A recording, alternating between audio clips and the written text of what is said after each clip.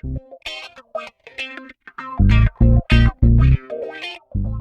tayo ng taillight para dito sa 2004 Elantra. Then I'm gonna transfer these and replace the old and cracked taillight.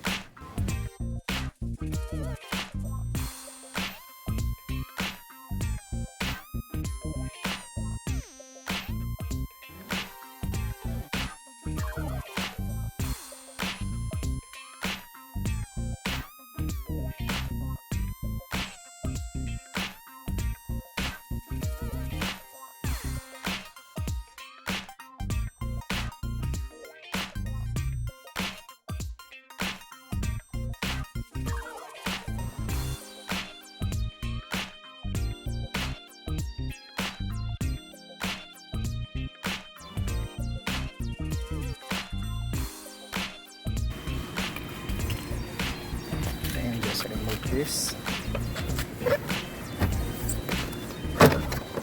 Okay, yank this one off.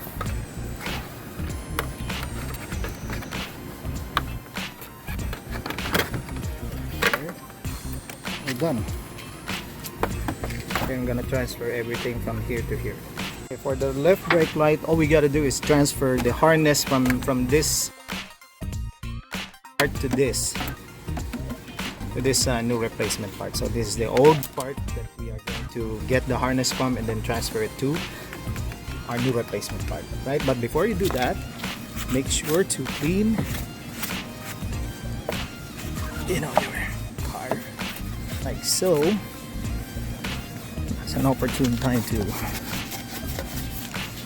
clean everything. Now that we are finished, we just put this one here. Okay, make sure that the gasket is fit.